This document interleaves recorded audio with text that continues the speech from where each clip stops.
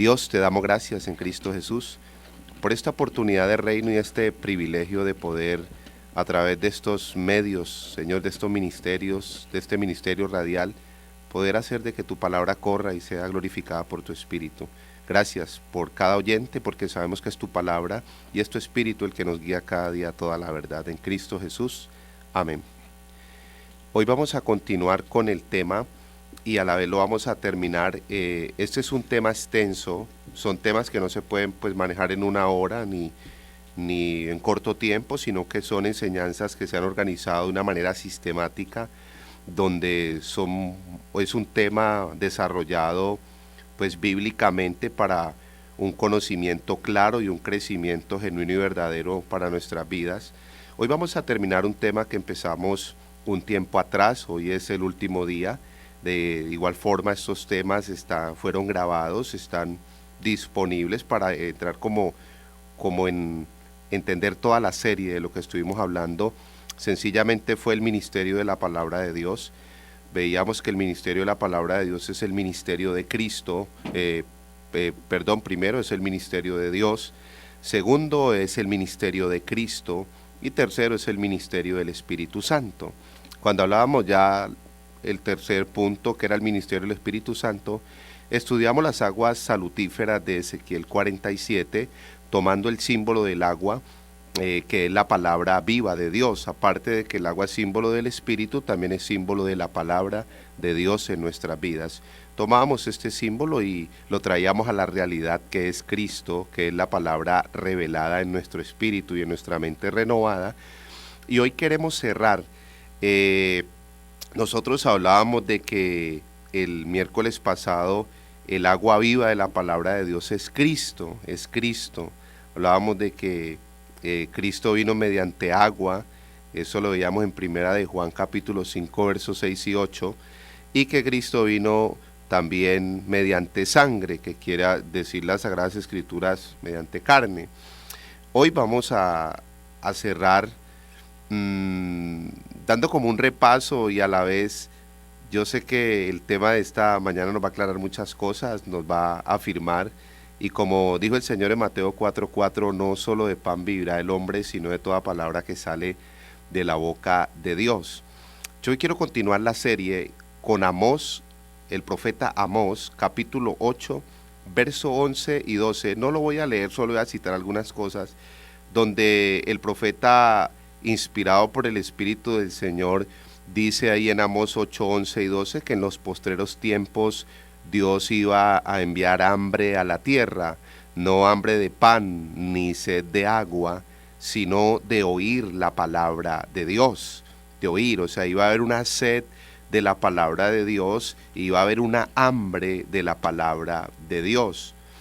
Ya tomando este texto como referencia, ahora yo invito a la audiencia, porque este es un tiempo de enseñanza bíblica, este es un programa que el enfoque es enseñar las Sagradas Escrituras, a estudiar el texto de Génesis capítulo 21, verso 14 al verso 19. Génesis capítulo 21, verso 14 al 19. Vamos a mirar en este texto bíblico una verdad clave e importante para ir cerrando el tema de esta mañana, que es, nos quedamos en un solo punto, que el poder del agua viva de la palabra de Dios es Cristo, que Cristo es esa palabra viviente, esa palabra revelada, ese sustento verdadero, esa palabra transformadora, esa palabra que renueva, esa palabra que sacia, esa palabra que sustenta todas las cosas, que santifica, que limpia, esa palabra que nos hace sabios, esa palabra que nos afirma, es Cristo mismo. Hoy lo vamos a mirar por las Escrituras.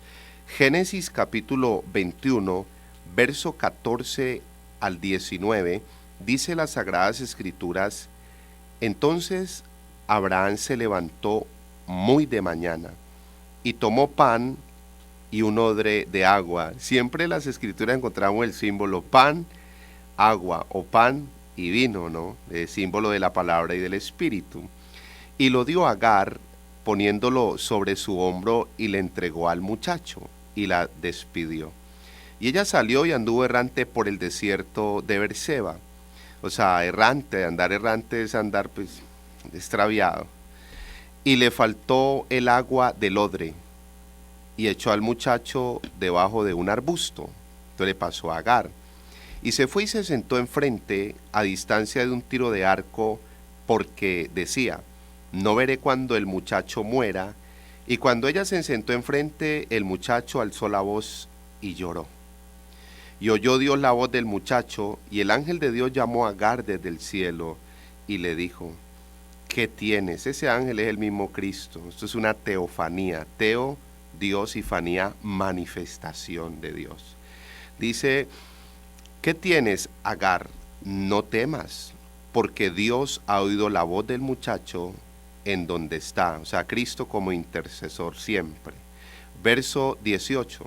Levántate, alza al muchacho y sosténlo con tu mano, porque yo haré de él una gran nación. Génesis 21, 18.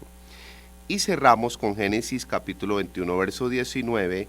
Entonces Dios le abrió los ojos y vio una fuente de agua, y fue y llenó el odre de agua y dio de beber al muchacho. Tomando referencia el texto bíblico de Agar, la vida cristiana genuina y original no se puede caminar con un odre ni con un cántaro, porque el odre siempre nos va a faltar el agua. Mire, aquí hay una figura en Agar. Agar se le acabó el agua que le había dado a Abraham cuando salió de su casa. Fueron echados de la casa, ya era tiempo de salir. Y Agar, ¿qué hizo? Fue y al muchacho lo dejó como a 100 metros de distancia. Y el muchacho, porque ya no había agua, y Agar estaba perdiendo su propósito, el propósito de Dios en ella, su norte, su rumbo, y se hizo lejos para dejar morir al muchacho y morirse ella de sed. Pero a mí me sorprende el verso 19, cuando dice las escrituras que Dios le abrió los ojos y vio una fuente de agua. O sea, Agar se estaba muriendo de sed, el hijo de Agar se estaba muriendo de sed, un propósito de Dios, porque Ismael era un propósito de Dios, dejándolo morir de sed porque estaba cegada, y tal vez por el desespero, por la angustia, por el temor, por la falta de identidad, por falta de sabiduría, de revelación. Bueno, cuando la Escritura habla de los ojos, en la Biblia habla de revelación. Voy a decir el texto, usted lo lee en la casa, Efesios capítulo 1, verso 17 al 19, para que el Dios y Padre nuestro Señor Jesucristo dé espíritu de sabiduría y de revelación en el conocimiento de Él, alumbrando los ojos de nuestro entendimiento. Dios le tuvo que abrir los ojos del entendimiento a Agar, para que ella entendiera que se estaba muriendo de sed, teniendo una fuente de agua a su lado. Yo tengo una gran preocupación, y es saber que todos tenemos Biblias en la casa, de diferentes versiones. Hay Biblias para jóvenes, para niños, para los esposos. Ahora han sacado Biblias financieras, ahora han sacado Biblias de promesas, Biblias de estudio, Biblias interlineales, bueno, hay Biblias, pero...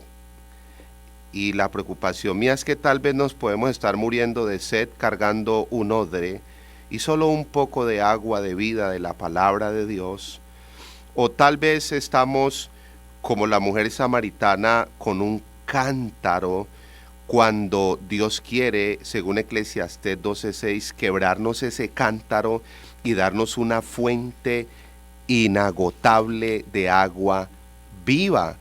Es que la Escritura dice en Juan 7, versículo 37 al 39, el que cree en mí, como dice las Escrituras, de su interior correrán ríos de agua viva, ríos de agua viva.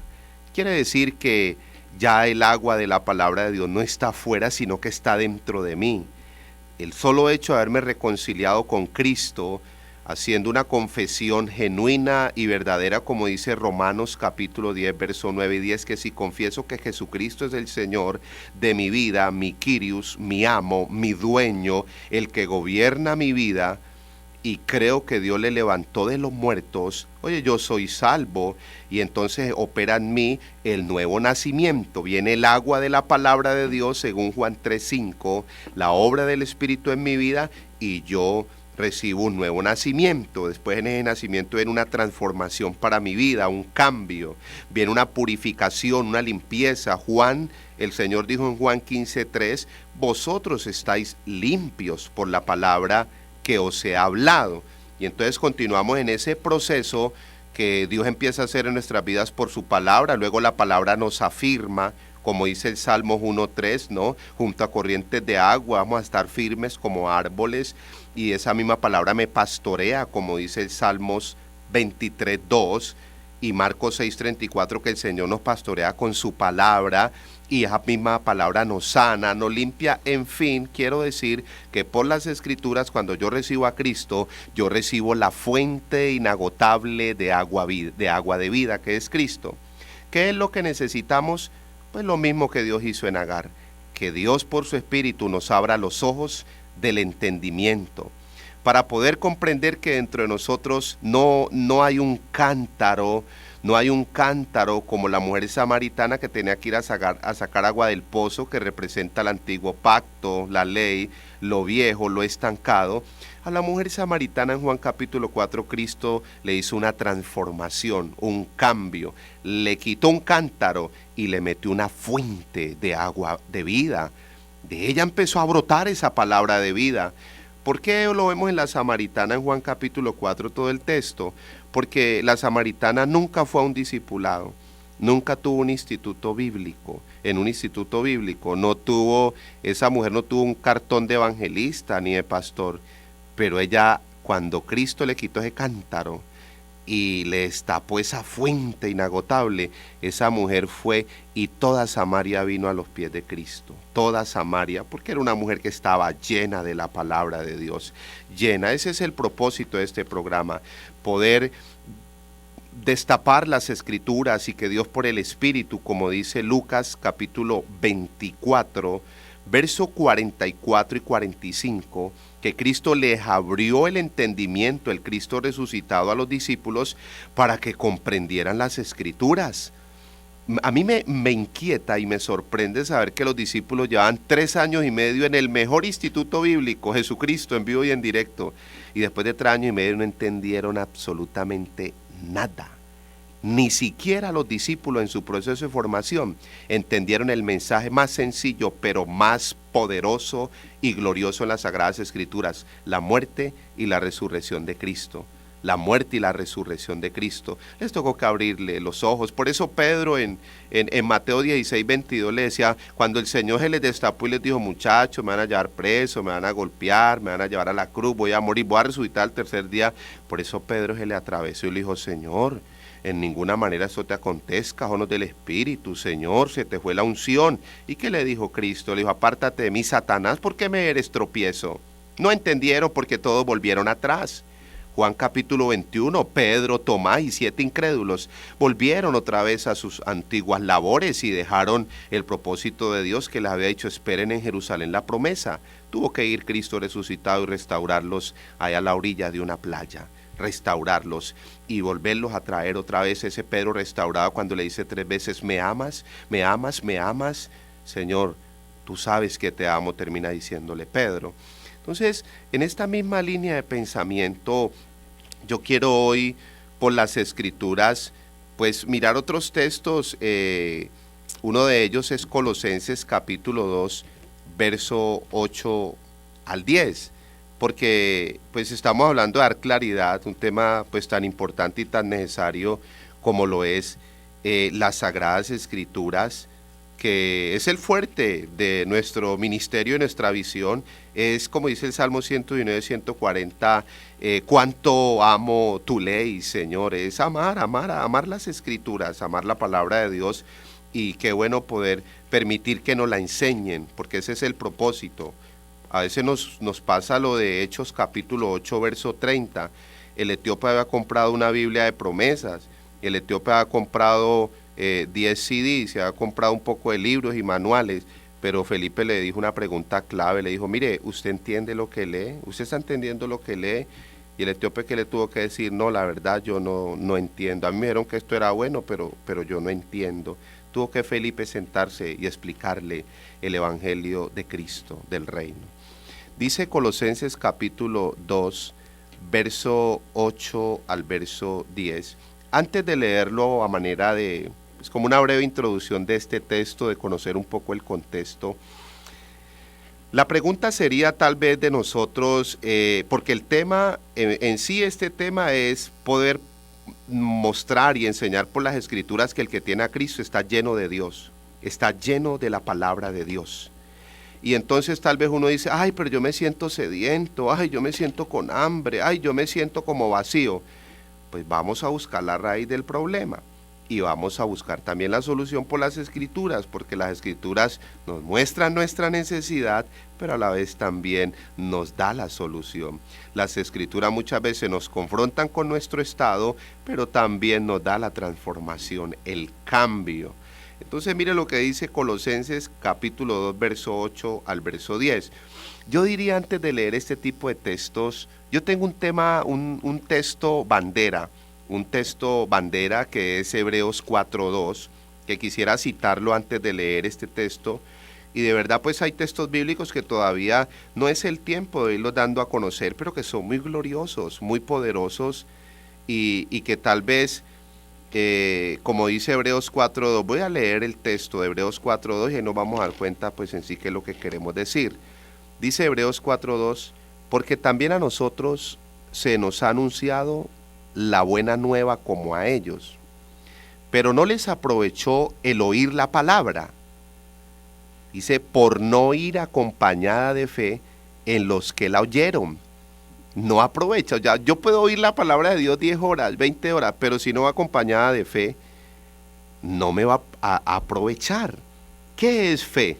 Sería la pregunta. Fe es creer que todo lo que Dios dice en su palabra es verdad. Bien interpretado, bien revelado, bien estudiado, bien enseñado. Fe es creer que lo que dice la palabra de Dios es verdad. ¿Qué es fe? Fe es creer que el sacrificio completo y pleno de Cristo en la cruz es verdad.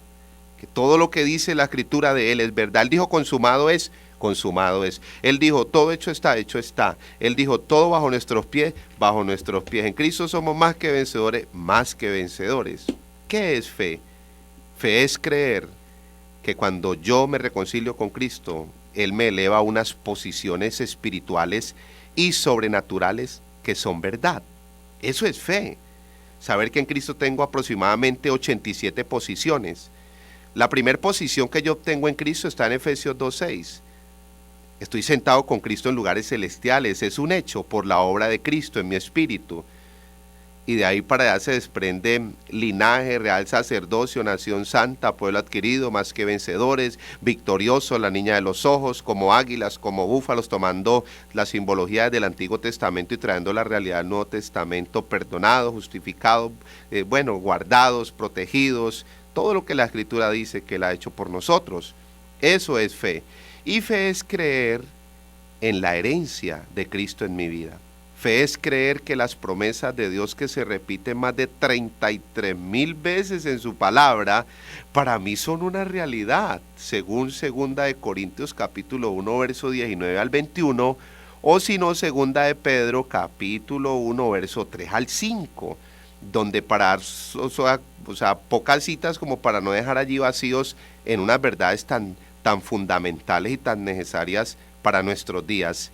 Fe es creer en las Escrituras, la obra de Cristo, las posiciones que tengo en Él y la herencia que Él me ha entregado. Por eso dice Efesios 3:5, misterio que en otras generaciones no se dio a conocer a los hijos de los hombres, pero que ahora revelado por sus santos apóstoles y profetas. Y dice Efesios 3:8, el misterio es de presentar el evangelio de las incalculables riquezas de Dios en Cristo Jesús. O sea, esto es una riqueza que uno no la puede calcular ni medir todo lo que Él nos ha dado. Con esta introducción vamos a leer Colosenses 2:8 al 10 porque aquí hay una verdad muy profunda y es una realidad, es muy bíblica. Colosenses capítulo 2 verso 8 al verso 10. Dice las Sagradas Escrituras: mirad que nadie os engañe por medio de filosofías y huecas sutilezas, según las tradiciones de los hombres, conforme a los rudimentos del mundo. El mundo no solamente es tomar, fumar, bailar, no. El mundo en el griego es aion, el siglo. Está el sistema político, el mundo lo conforma el sistema político, el sistema financiero y el sistema religioso. Esos son los tres pilares fuertes del mundo: lo político, lo financiero y lo religioso. Y nosotros estamos hablando del reino de Dios, de la teocracia. Nada tiene que ver con el mundo. Si en el mundo el afán y la ansiedad es por la añadidura, acá no, acá primero es el reino y segundo la justicia, y lo demás vendrá por añadidura. No podemos dejarnos engañar de filosofía y huecas sutilezas, tradiciones de los hombres, religiosidad, conforme a los rudimentos del mundo y no según Cristo. No según Cristo. Aquí yo veo en este texto de las Sagradas Escrituras que si yo, Luis Sánchez, me siento vacío como cristiano, Luis Sánchez, por eso estoy haciéndome responsable de mi nombre, Luis Sánchez, me siento vacío como cristiano. 10 años en la iglesia, estoy vacío.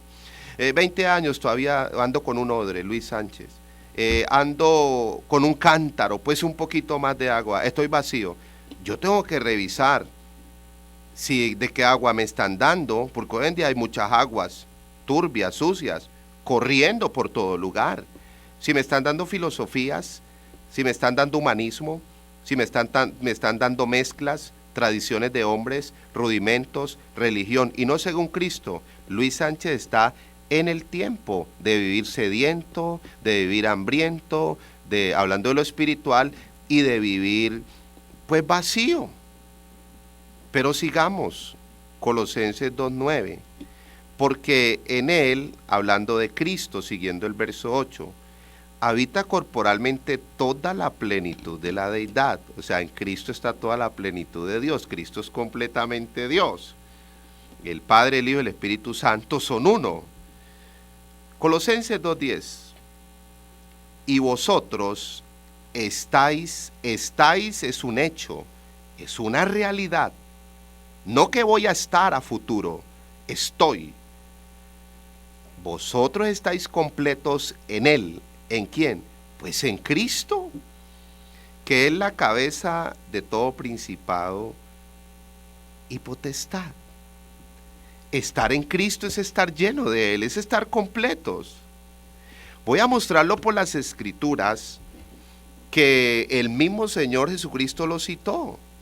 Vamos a leer Juan, capítulo 4, verso 13 y 15, para hablar un poquito qué es estar completo en Cristo. No podemos caminar con un cántaro ni con un odre, porque todos los días viviremos sedientos. Y entonces nos va a buscar de Dios, claro. Pero en esa búsqueda, Romanos 12, 1 y 2 traza un equilibrio, donde Romanos 12, 1 habla de mi relación, intimidad, comunión con Dios, y Romanos 12, 2 habla de mi renovación, que esa palabra va fluyendo en mí, me va limpiando y renovando mi espíritu y mi entendimiento, o el espíritu de mi mente. Dice Juan capítulo 4, verso 13 al verso 15, dice las Sagradas Escrituras, esto lo dijo el Señor Jesucristo, yo lo creo. Estas son verdades que transforman. Yo creo lo que dice la palabra de Dios. Yo creo, yo no quiero creer, como dice Romanos 3:4, sea Dios veraz y todo hombre mentiroso. Yo amo los hombres y mi familia y la gente, pero yo me quedo con el concepto de Dios. Hay tres conceptos, el de la gente, el de uno y el de Dios. Yo me quedo con el de Dios. Yo creo que lo que Dios dice en su palabra es verdad. Yo creo que lo que Jesucristo dice en su palabra es verdad. Por eso tenemos que revisar. A las Escrituras no se le puede meter ni filosofías, ni humanismo, ni ayudarle, ni religión. Por eso los reformadores como Martín Lutero, John Knox, el mismo Spurgeon, Jerónimo Savonarola, esos hombres brillantes que cada generación reformadores nos entregó, nos dejaron un lema que es la analogía de la fe. ¿Qué es la analogía de la fe? Que las escrituras interpretan ellas mismas, que la Biblia es su propio intérprete, que la Biblia no necesita ayuda, ni ayudante, ni mezcla. El Señor dijo que no se puede echar vino nuevo en odre viejo, ni un paño de un vestido nuevo, pues coserlo en un vestido viejo. No armoniza nada, la palabra no hay que meterle estas cosas, eso es basura. Eso es basura, la palabra de Dios es pura, es limpia. Por eso Proverbios 30, 5 y 6. Yo no puedo leer estas citas ahora, te las doy para que tú los confirmes. Dice que la palabra de Dios es pura, que no le añadamos para que no seamos hallados mentirosos. Por eso también Apocalipsis habla de no quitarle a la profecía de este libro.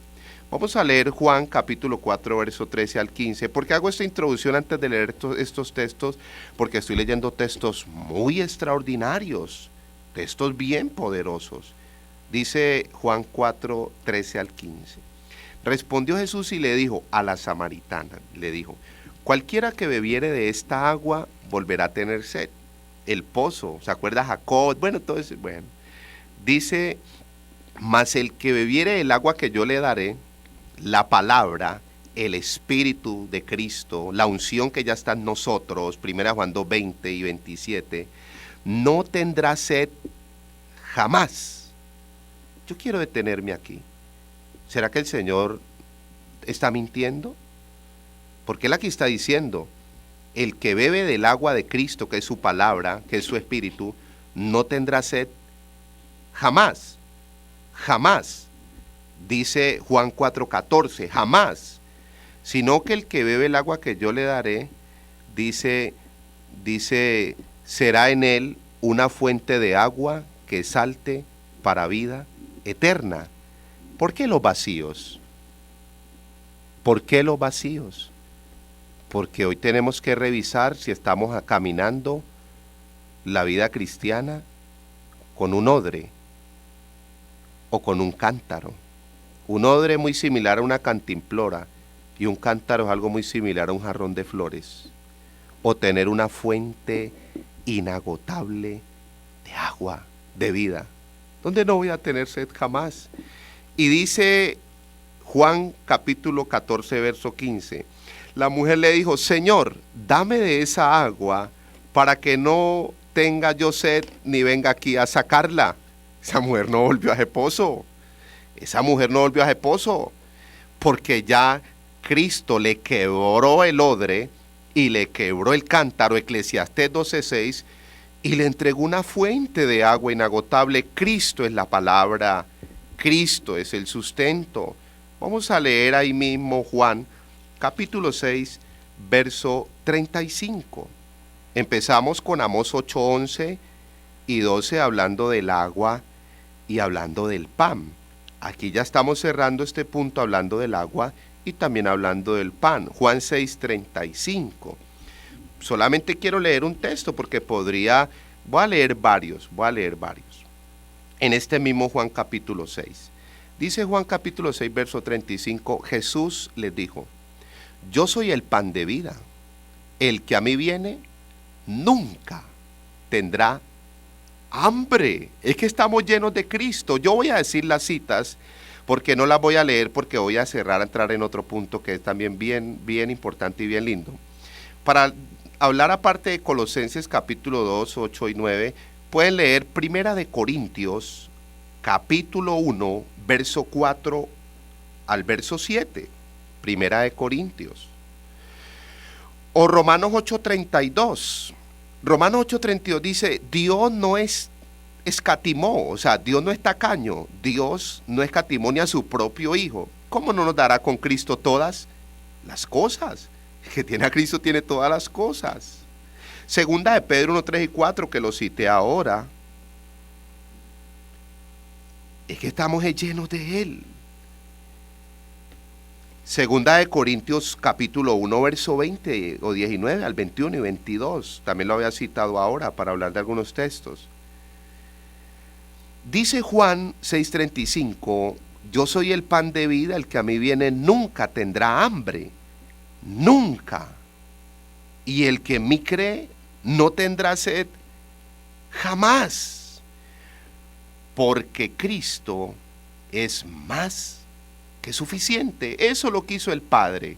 Y eso es lo que nos quiere revelar el Espíritu, porque estamos hablando del Espíritu. Ahí mismo en Juan 16, del 12 al 15, no lo voy a leer, solamente puedo anotarlo y revisarlo. Juan capítulo 16, verso 12 al 15, el Señor les dice: les conviene que yo me vaya, viene el Espíritu de verdad y los va a guiar a toda la verdad, y Él va a hablar todo lo que oye del Padre y de mí. En 1 Corintios 2, 6 al 16, habla de que el Espíritu nos va a decir todas las cosas, todas.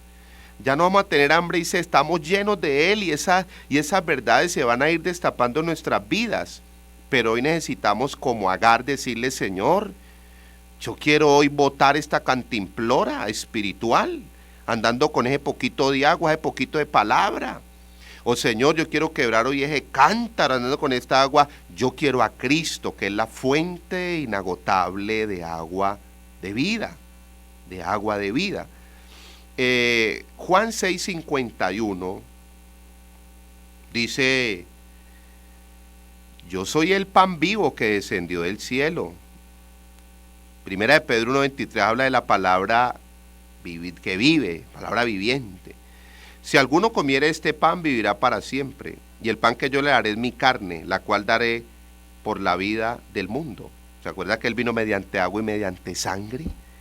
Hablando de su sacrificio, su obra en la cruz, y que su palabra iba a fluir en nuestras vidas. Yo quiero que vamos a leer Colosenses 3:16. Colosenses, siguiendo el mismo tema de hoy. Cristo es el agua viva de la palabra de Dios. Tomábamos la referencia del agua enfocado, o sea, tiene el símbolo del Espíritu, y la palabra lo estamos trabajando unidos y haciendo más énfasis en la palabra. Dice Colosenses 3:16. Colosenses 3:16. La palabra de Cristo more en abundancia en vosotros. More, ¿qué es lo que tiene que morar en abundancia en nosotros? La palabra de Cristo en vuestros corazones. Abundancia de palabra. Eso está en 2 Corintios 8:7. Abundancia de palabra, de revelación habla allí. Y me quedé con muchos textos, pero está también Salmos 73:10, para hablar de la abundancia de la palabra de Dios en nuestras vidas, de esa fuente inagotable. Jeremías 33:6, que lo conocemos para la oración y es lindo y es poderoso, pero es que hay más. Clama a mí, yo te responderé, pero dice, es el 33:3, y te enseñaré cosas grandes y ocultas que tú no conoces. La oración, Jeremías 33:3 y 33:6, los dos textos. La oración es para pedir un mercado. Un mercado yo lo consigo trabajando. La oración es para pedir, conocer. Dice Jeremías 33:3, clama a mí, yo te responderé. ¿Pero por qué? Dice, y te enseñaré cosas grandes y ocultas que tú no conoces. ¿Qué tal yo clamando por un panal de huevos y dejar de conocer estas verdades? La sabiduría de Dios fluyendo en mi vida, y yo preocupado por un panal de huevos, y Luis clamando toda la noche por el panal de huevos. No, yo voy a clamar es para que, Jeremías 33:6, clama a mí, yo te responderé. ¿Pero cómo? ¿Cómo responde Dios? Te enseñaré cosas grandes y ocultas que tú no conoces, cosa que ojo no vio, ni oído yo, ni ha subido a corazón de hombre. Eso es lo que Dios ha preparado para los que le aman. Primera de Corintios 2:9. Colosenses 3:16 dice, la palabra de Cristo mora en abundancia en vosotros, enseñando y exhortando unos a otros en toda sabiduría, porque Cristo es la sabiduría.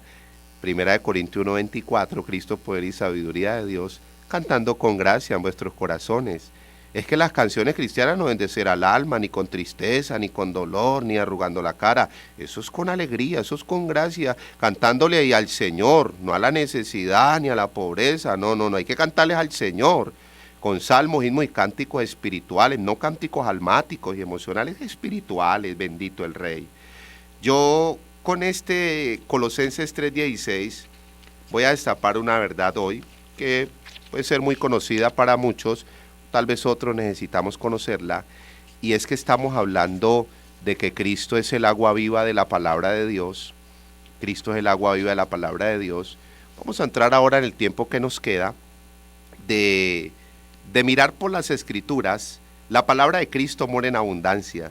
En Colosenses capítulo 1, verso 19, dice, bueno, el 18 y el 19, dice Colosenses 1, 18 y 19, hablando de Cristo.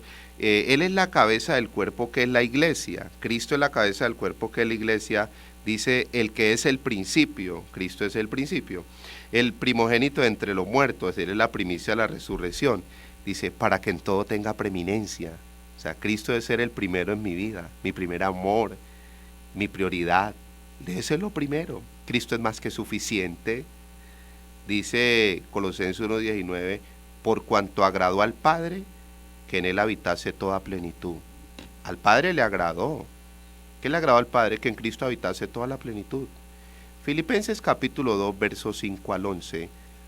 Por allá dice el 9 en adelante, para que en el nombre de Jesucristo se doble toda rodilla y toda lengua confiese que Jesucristo es el Señor, para la gloria de Dios Padre. El Padre le agrada y el Padre le dio a Cristo un nombre que es sobre todo nombre, nombre sin igual. Yo quiero cerrar este tiempo que nos queda, no lo puedo leer todo, pero yo quiero mostrar a Cristo en cada libro de la Biblia. La palabra de Dios tiene 66 libros. Cada libro de la Biblia tiene una revelación de Cristo y tenemos textos bíblicos de este material. No alcanzo a leerlos todos, pero está de Génesis a Apocalipsis la revelación de Cristo en cada libro de la Biblia. Voy a tratar de decirlo pues entre un poco despacio y rápido por cuestión de tiempo, pero una vez abriendo, nosotros somos un ministerio de reino. Nuestro interés es que la palabra de Dios, como dice 2 de Tesalonicenses 3, corra y sea glorificada. Nuestro deseo no es mover a nadie de sus lugares, pero si hay alguien que nos está congregando, que desea o pidiéndole a Dios dirección o guianza para congregarse en un lugar, nosotros un ministerio abierto de aceptación, restauración, perdón, de proceso, de formación, de enseñanza bíblica. Pero si usted está en su lugar, firme, y si le sirve este material para usted crecer, la idea es levantar el nombre de Cristo, no un ministerio en sí, ni un letrero, sino a Cristo y su palabra. Como dice el Salmo 138:2, Dios ha exaltado su nombre y su palabra sobre todas las cosas. Por ejemplo, hablando de que Cristo está revelado en cada libro de la Biblia, porque Cristo es la palabra, Él es el Logos, Juan capítulo 1, verso 1 al 14, Él es esa palabra revelada, esa palabra viviente. En Génesis, Cristo es la simiente de la mujer, eso está en Génesis 3:15, cuando Adán y Eva caen, Dios ahí mismo introduce el cordero, no solo allí, sino en 1 de Pedro 1:18 al 20, el cordero que fue destinado desde antes de la fundación del mundo. En Éxodo, Cristo es el cordero pascual. Ya en Éxodo capítulo 12, verso 1 al 28, Cristo es ese cordero pascual, o sea, el cordero que se ofrecía en la Pascua, que fue la fiesta del sacrificio por el cual ellos eran libres de la esclavitud de Egipto. Eso pasó en la cruz. En la cruz fue la Pascua de Cristo, nuestra fiesta, para que fuéramos libres del pecado, de las tinieblas, del diablo, de la maldición. En Levítico, Cristo es nuestro sumo sacerdote. En Levítico 21:10, ahí aparece Cristo en nuestro sumo sacerdote, en nuestro máximo representante, mediador, intercesor ante Dios. En Números, Cristo es la roca que les dio de beber agua en el desierto, eso lo sabemos. En Deuteronomio está, en Corintios habla también Números de que Cristo era esa roca que les dio el agua. En Deuteronomio, Cristo es nuestro tabernáculo en el desierto. Ese tabernáculo que levantaron en el desierto, Éxodo 25:9, bueno, hay varios textos, sino que no me quiero pues frenar allí, pero ese tabernáculo que levantaron en el desierto es símbolo, es tipo, figura y sombra de Cristo, de Cristo. Estudiar el tabernáculo con revelación es ver a Cristo en todas sus partes, en todo su esplendor, es ver el Evangelio de Cristo de una manera muy clara, yo diría una pedagogía divina, muy sencilla, pero muy profunda en los colores, que representa el color azul, el púrpura, en las telas, es extraordinario. Josué, en Josué Cristo es el capitán de nuestra salvación, en Josué. En Jueces Cristo es el juez y legislador. En Ruth Cristo es nuestro pariente cercano, y así sucesivamente tenemos todos los libros de la Biblia una revelación de Cristo. Saltando un poquito en Esdras, Cristo es el escriba fiel, Esdras 7:6. En Nehemías, Cristo es el restaurador de los muros quebrados, ahora son nuestras vidas. Eso está en Nehemías 2:11-20. En el libro de Esther, Cristo es nuestro intercesor, nuestro Mardoqueo, Esther 6:1-14. Y ese es el propósito, que se nos destape esa fuente inagotable, que la palabra de Cristo more en abundancia en nosotros. Es para la gloria de Dios Padre, y esto solo lo puede revelar es el Espíritu. En Job, Cristo es el Redentor eterno, Job 19:25, donde Job dice: yo sé que mi Redentor vive. Yo sé. Job vio a Cristo, el mismo Abraham vio a Cristo, el mismo Moisés, ellos vieron la teofanía. Esa palabra teofanía, teo en el griego Dios y fanía manifestaciones. En el Antiguo Testamento eran las teofanías extraordinarias, y en el Nuevo, en Mateo 17 es una teofanía, la transfiguración. Se manifestó Cristo en gloria, en resurrección, en cumplimiento, sino que Pedro y los discípulos quedaron como confundidos porque mezclaron ahí las cosas, y él les dijo: no, este es mi hijo amado, a él oíd. En Salmos, Cristo es el Señor, nuestro pastor. En Proverbios, Cristo es nuestra sabiduría, Proverbios 8:1-36 o 9:1-18. En Eclesiastés, Cristo es nuestro modelo de vida. Cristo es el prototipo de una vida equilibrada, una vida con fundamento, una vida con Señor, con gobierno, una vida con pasión, una vida verdadera, genuina. En Isaías, Cristo es el príncipe de paz, Isaías capítulo 9, versos 6 y 7. Entonces son estudios que no los podemos dar pues así y a la carrera o en una hora sintetizar este material. Igual usted se puede comunicar por nosotros, y por correo le podemos mandar, sea electrónico o por correo, porque ha habido gente que nos ha llamado de otros municipios del Valle y por correo se les ha enviado este material para que estudie las Escrituras. Parte de nuestra vocación y la misión es despertar el espíritu para que nos dejemos enseñar la palabra de Dios. La palabra de Dios. Podría seguir hablando de los profetas mayores, los profetas menores. Por ejemplo, en Nahum, Cristo es el que pelea por nosotros. En Habacuc, Cristo es el evangelista clamando por un avivamiento, por una reforma, por un cambio. Habacuc capítulo 3, verso 1-3.